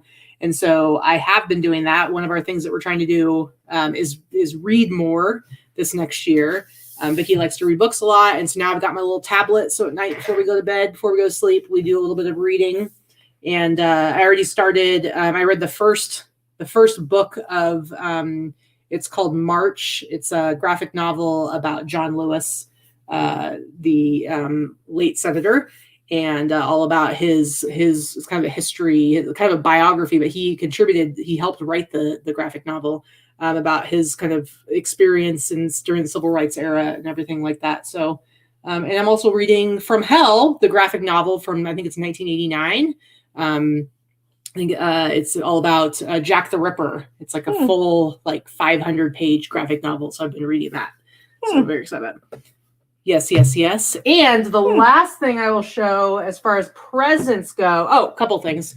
One thing is we got a box of goodies. We got a box from DuPage today. Yeah, and it had a few ET things that I already have on display back there. But this is pretty cool. ET, the card game. I had never seen this before. And I'm not really sure how it works, but it's a card game, and the cards are they're big. So it's because it's for kids. No, but it's not like regular playing cards. So I'm saying I don't know how the game works because it's there's all these different directives. There's ouch and fly and shh and stay, and so I have no idea how it works, but super cool gift. So thank you, DuPage Pick Air. He always knows how to make me happy. And you got like a really cool pin. I got a pin. I got a pin to put on my antique archaeology from American Pickers, antique archaeology hat that Allison gave me, which is my favorite baseball hat. There's an antique archaeology pin that's shaped like a guitar pick to put on there, and some candy, of course, always with the candy. Yeah, so yep, I'm excited. So thanks, Greg. That was very sweet of you to send us a gift. And then the last thing is it's actually not a gift. This is something Vikki and I went maybe like a month ago. We went to go buy some like Christmas decorations and stuff like that. We were at the at-home store, Michael's. is that what it's called? Or Michael's. And they had paint by numbers. And I was like, hey, we should do paint by numbers. That'd be really fun. And so we're looking at the paint by numbers, and it was like just really boring stuff. And so I'm like, so I just picked one that seemed okay. And she picked one. And I think they were like 10 or $15 a piece. But they were passable. We were like, meh. We're like, hey, it'll be fun to like sit and like do this. Not that we're going to hang this shit up, but whatever. Yeah. And then so we're walking around the store, and I start thinking, and I'm like, I bet you can probably like get cooler ones online. Like if I go online, I can probably find stuff that's actually stuff we'd be interested in, and I might actually want to hang. So I put those back, and when I got home, I found a website that does that had like horror ones. It had basically everything you could think of. Of course, it came from China, so it took until just, I think they showed up today. So let me show you. But it comes with, you get your little thing of paints and everything. And these were only like, I think they were like $25 a piece, so not that expensive. Yes, the paint by number and wine thing, yes, but they're all closed here. You can order them and have it sent to your house to do the paint by number with the little instructional video, and it's like $40 a person. But that's not a paint by number. The wine thing isn't a paint by number. No, but it's sip and paint kind of thing. Yeah. So this is like paint by numbers, and they're on these really cool canvases. So why don't you show us what you got? I don't even remember what the hell I got. This is what Vikki got. What is it? Oh, it's just like a you can see it's a bicycle and a windowsill. Yeah. So that's what she got. You guys are going to be shocked by what I got. Mine is a super awesome Leatherface Texas Chainsaw Massacre. Yeah, buddy. But they're really cool. They're on like this canvas.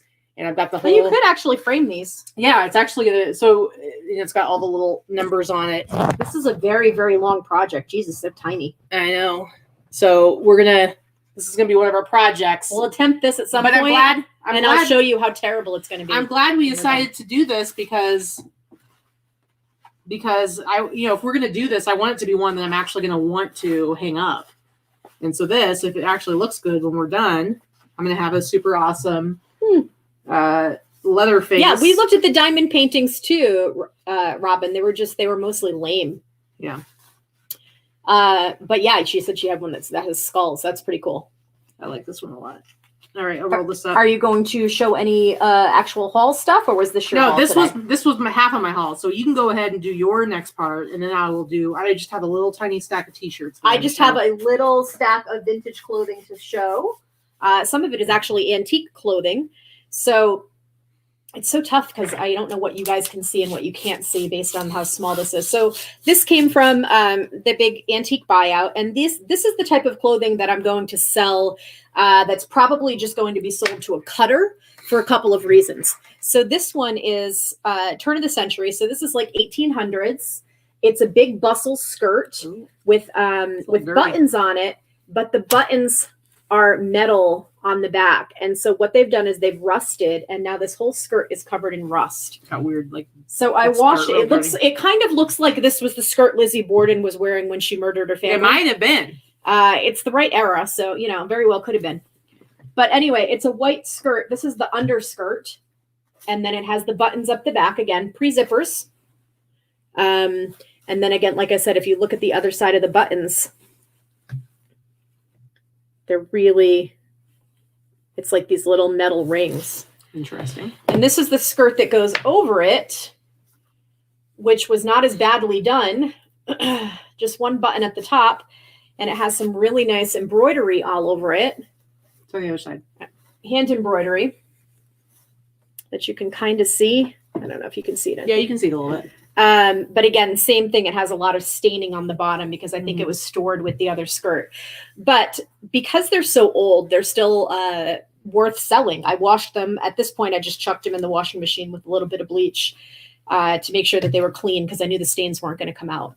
But somebody could take these and dye them because they're structurally in good shape. Aren't they like linen though? They are. Doesn't linen? I think linen yellows in bleach, doesn't it? I don't know what it does, but it doesn't really matter because it's so bad with the Might be staining worth that trying it it. wasn't worth worth bleaching. But I think these will still sell to someone that wants to be like a costume designer or that type of thing. So those are like late 1800s. And then again, these things are all from the same house. This is a really cute 1960s dress. So it has these sheer or semi-sheer sleeves, these big puffy, kind of like mutton sleeves. Mutton sleeves? Mutton is usually when it's puffy like this at the top and not toward the bottom. So I guess maybe more like a balloon sleeve with the rickrack, and it's in this this Swiss dot fabric. And it has a little bit like, it's got like a high waist, almost like an empire waist with a shorter skirt. So this would be someone in the 60s, very mod. So someone in the 60s would wear this with probably little high-heeled Mary Jane shoes, or it would look really cute with like some go-go boots. So it was really cute. Yes, Sarah, the zipper was invented in 1914. Yes, so turn of the century. But the skirts are pre-zippered, and they're based on the construction like late 1800s. So this is very 60s. Super, super cute dress. If you're a size small, if I were a size small, I'd wear this still. It's in fantastic condition. What else do I have in here? It's super dark up here, and so I can't tell where anything is and what I'm pulling out. I can't even see it as I'm showing it to you. That's what she said. You're not funny. I'm hilarious.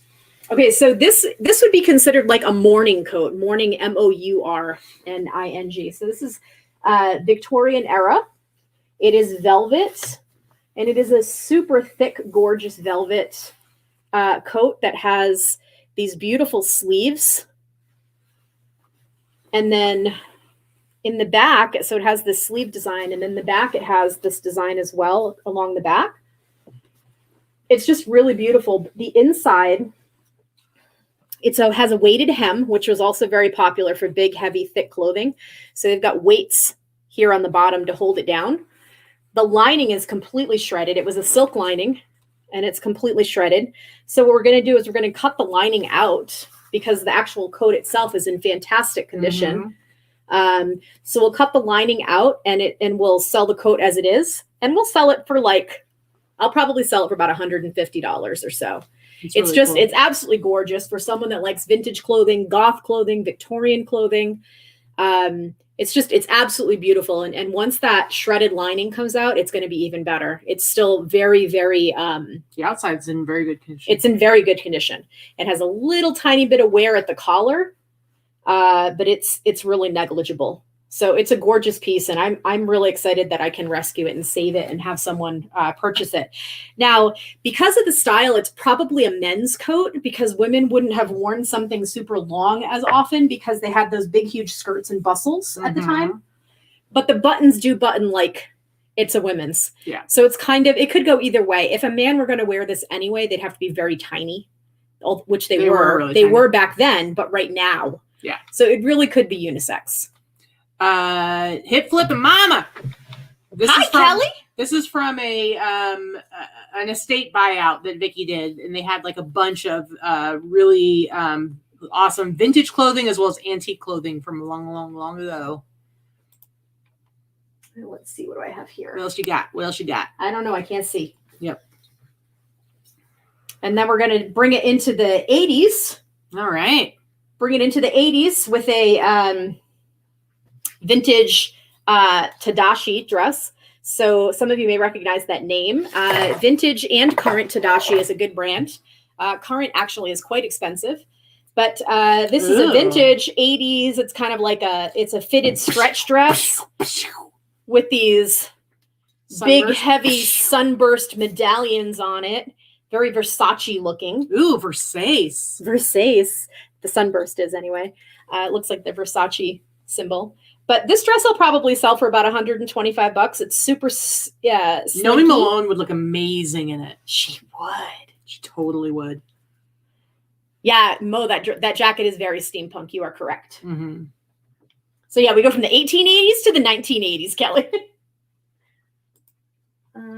Let's see, what else do I have in here?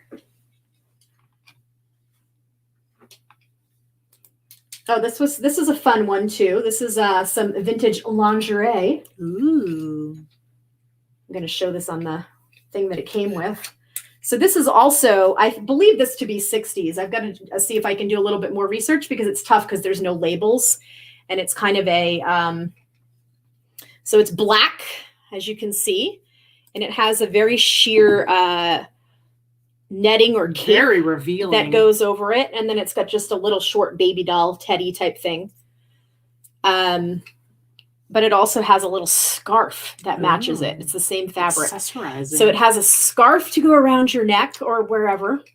I guess you could use the scarf for many reasons if you're wearing this outfit. Indeed. But anyway, it's a really cute. It's going to display really well on the mannequin. It's not looking great on a hanger right here, but Danica, inappropriate. It's a fancy schmancy one. So this is another one, probably at least $75. Vintage black lingerie is harder to find. They were very much more into the pastel colors. Mm-hmm. So that's like a dirty sex kitten from the 60s that was wearing black. 60s goth. Yeah. Fancy schmancy.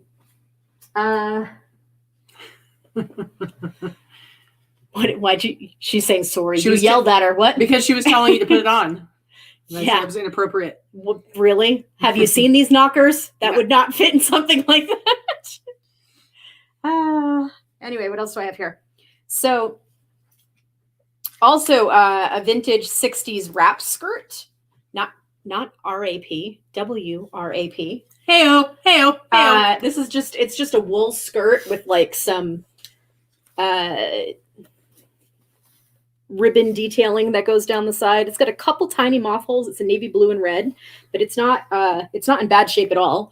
And it ties with, might even be early 70s, 60s, more into early 70s. It ties with this like heavy yarn tassel. It's not a curtain, it's a skirt. And I'll probably list this in the neighborhood of like $75-ish. It's a maxi skirt. Scarlet hair wrap dress. It's a maxi skirt, so it's long. It goes to the ankle, and then that's the trim on it. I'm trying to get to the right camera here. So it's fun. What else do I have here to show? I don't know what you got. I've got like two more. Okay. Just two more.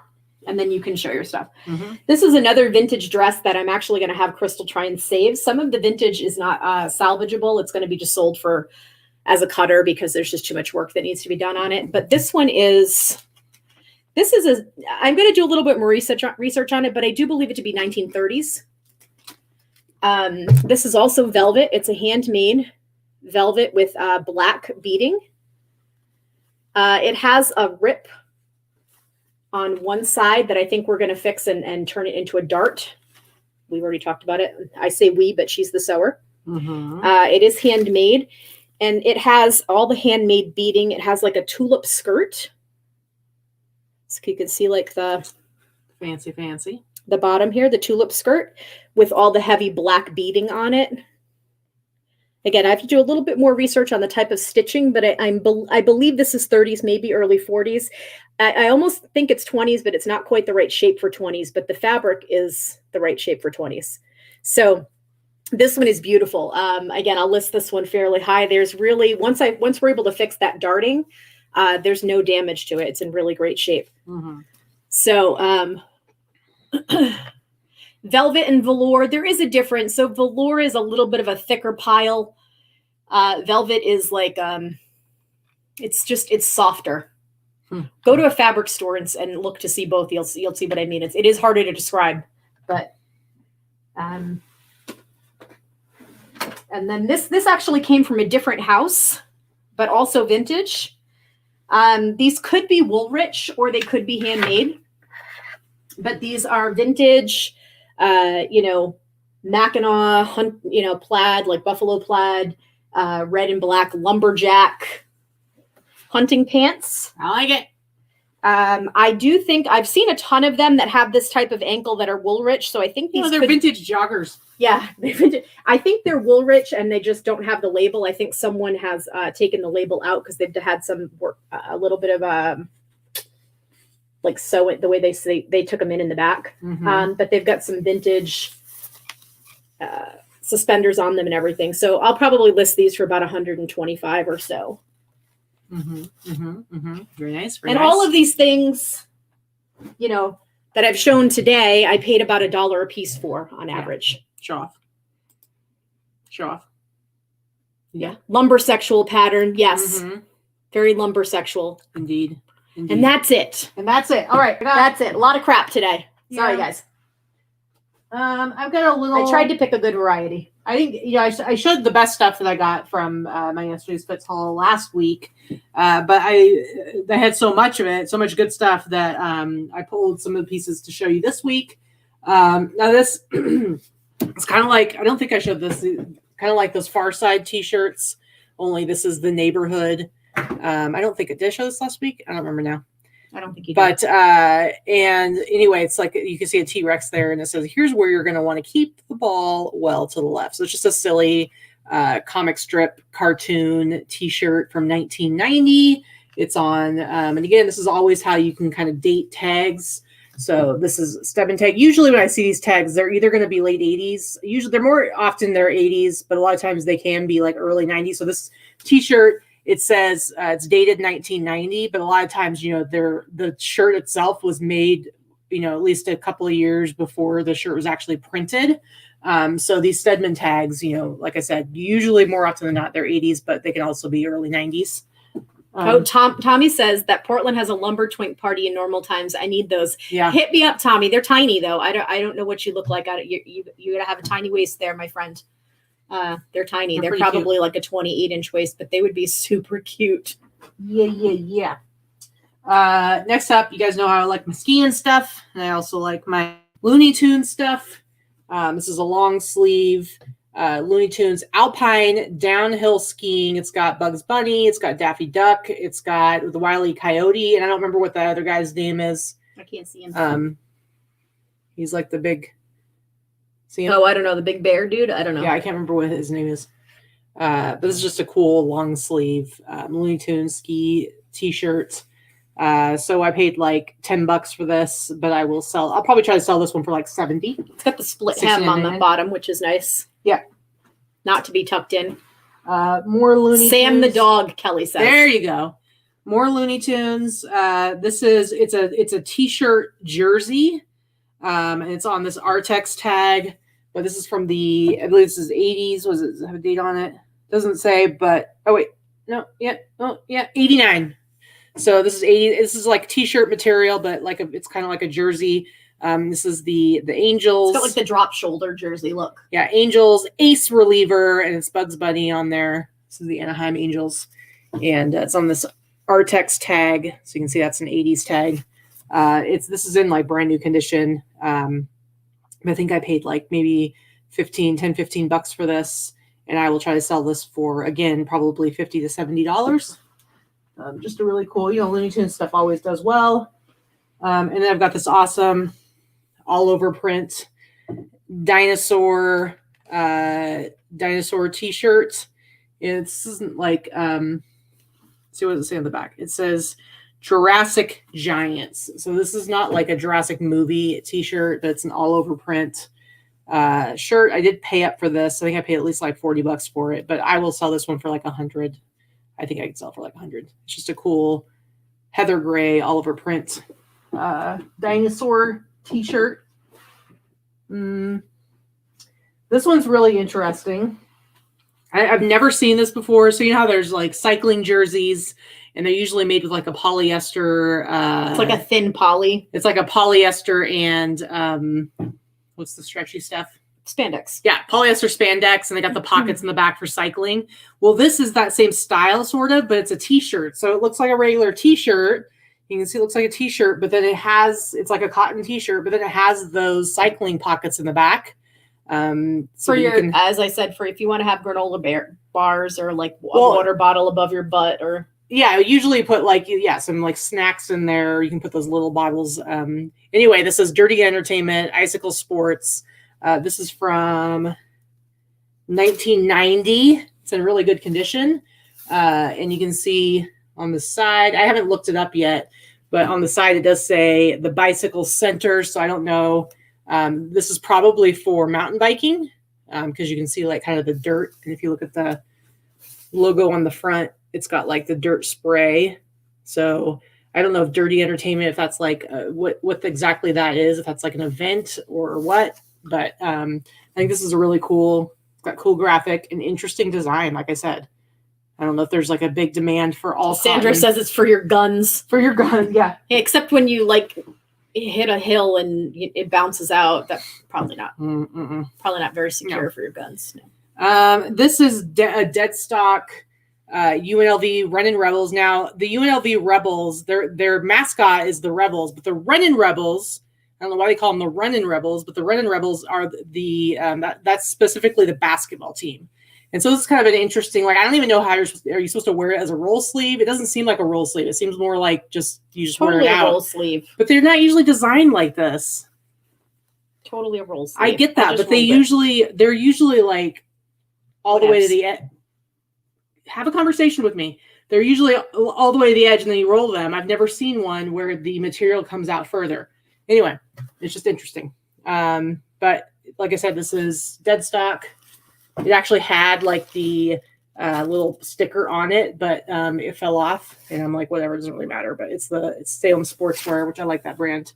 But I think I paid like $20 for this. Oh my God, is that a Frenchie sighting? What? Frenchie, the real Stitch. Merry Christmas. Happy Hanukkah. Happy New Year, you filthy animals. Love you, Frenchie. Here, I'll pop her up on the screen. Frenchie, you're still on our wall because we still love you. I know, true. Look behind. Frenchie's still up there. She started the trend. All right, I just got a couple more. This is like a super polyester.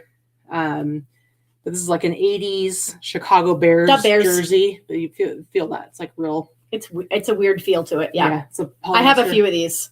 It's on this Garen, however you say it, tag. This is from the 80s. I have a few of these that I got from the clothing vault. This type of feel. But I like it. I'll sell this for like $70. And I paid $10 for this one. So when we're done with the show, we are actually doing a favor for our friends Chris and Julie Brown and going to pick up a huge lot of tiki mugs from a local seller. Like a $3,000 lot of tiki mugs.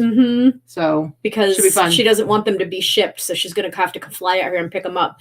But we're going to pick them up after the show. Yep, from a local seller. And then we got to put them into storage.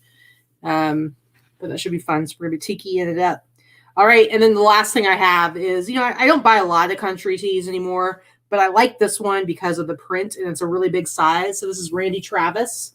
And it's got like this really big print that goes up on the collar and onto the sleeves. I like some Randy Travis. A mega print. And it's at least an XL. It is for downtown Julie Brown. Yep. Yes, Tommy. Yep. Julie lives in Ohio. So we're just going to pick them up and store them for her. Yep. But this is a 2XL. And yeah, somebody here local is selling off like a huge chunk. They're a big tiki collector. This is from 1991, single stitch on. Jacob says his mom jeans are everything. Those Wrangler mom jeans. Oh yeah, look at that, pulled up high. Like look at the rise on that. It's like a good 15-inch rise, right? Yep. I love it. Anyway, that's it. Like I said, I didn't pick up anything new. Oh, I was going to show you guys real quick. Here's a couple. Actually, I just thought to show you. So.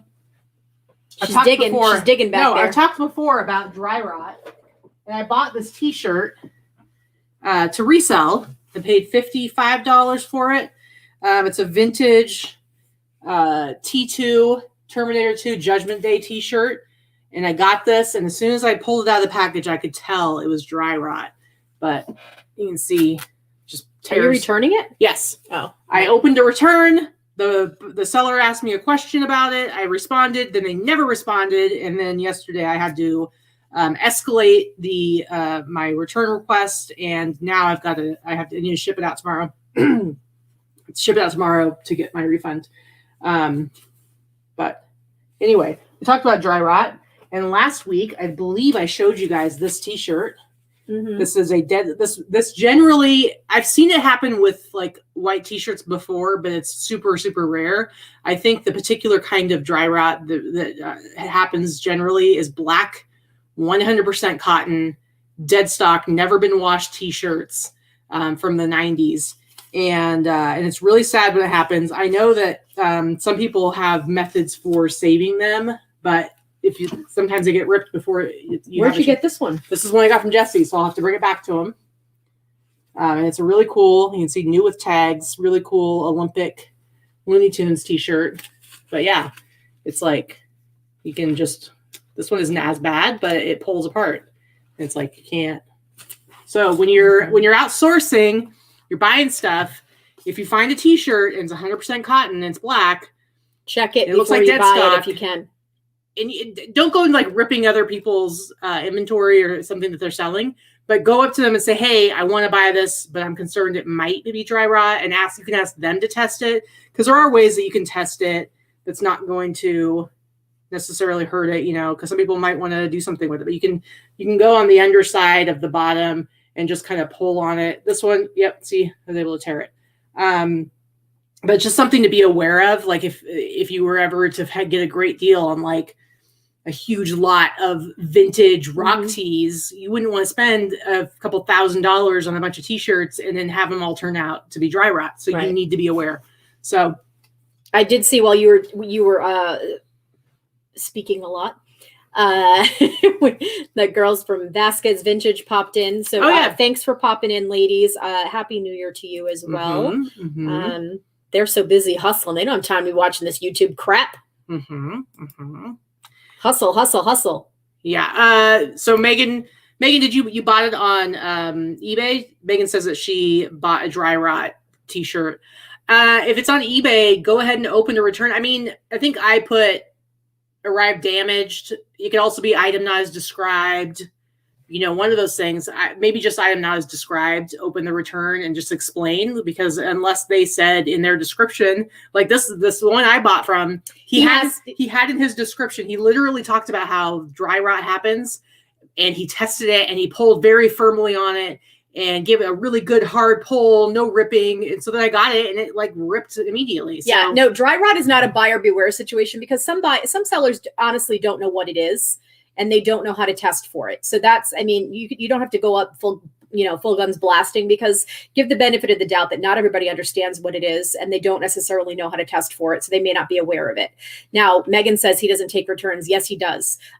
There's no such thing as no returns on eBay when an item is not as described or an item is damaged, both or either of which apply to this particular item that you purchased. Yeah. So unless he said in his description, this item might have dry rot and you are buying, and even then you can probably still open a return, but I'm guessing that they said it was in great condition or it's dead stock or blah, blah, blah.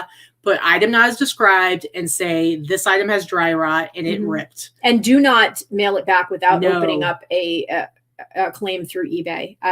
Not everybody is honest, and he may very well be. I don't care who the seller is. I don't want to know. But use the claim process. Open a return, and you will get a return shipping label, first of all, because you shouldn't be out a dime. But you will get a return shipping label, and it is all done through eBay, and you will get your money back. So just make sure that you do it that way. eBay will back you up, as Swoop Second says. Again, not everybody understands what dry rot is. I didn't know what it was a few years ago, and I've been selling forever. So.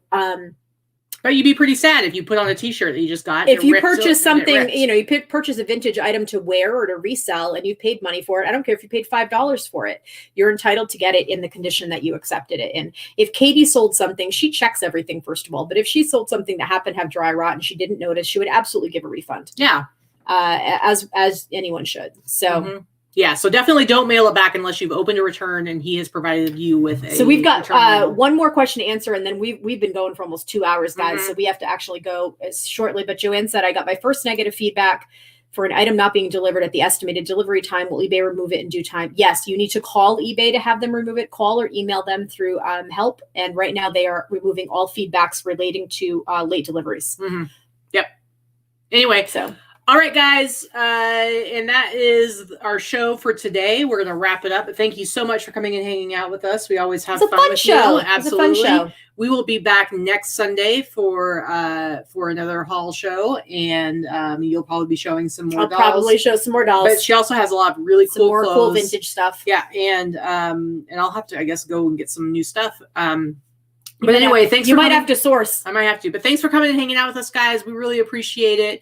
And we hope you enjoy the very last little bit of 2020. Have a beer, have a couple beers, enjoy New Year's Eve. Maybe we'll do a New Year's Eve show. Don't say that. I want to sleep. Anyway, happy New Year's to all of you guys. We might do a Friday. We might do an after dark New Year's Eve show. Maybe. You don't know. How many people are staying home for New Year's Eve? We are. I don't know, guys. How about this? After this show is over, for those 10 people, other than you in the live chat, those 10 people that actually watch this whole video, put down in the actual comments of this video, not in the chat, but down in the actual comments of this video after we are done, and tell us whether or not you would come and hang out with us for a New Year's Eve. We could even plan it to end at midnight. I don't know. But that'd be pretty late for East Coast, so probably not. I guess we could plan it East Coast. We could plan it to happen midnight East Coast time or something like that. Anyway, guys, let us know in the comments after the show is over if you would like us to. We're not looking in the chat, so don't say in the chat. If you would like us to do an actual after dark New Year's Eve after dark show. Yeah. Let us know. We're not doing anything. Where the hell are we going? Yep. We'd be playing board games or some stupid shit. I mean, I do have some beer, and I am planning on doing a no beer January just because. So you've got to finish it up. I know. I've got beer to drink. You were right. So, and that's gonna be my last night. So we'll do it. All right, guys. Let us know. Love you. Have a good week. Happy New Year's. Bye-bye.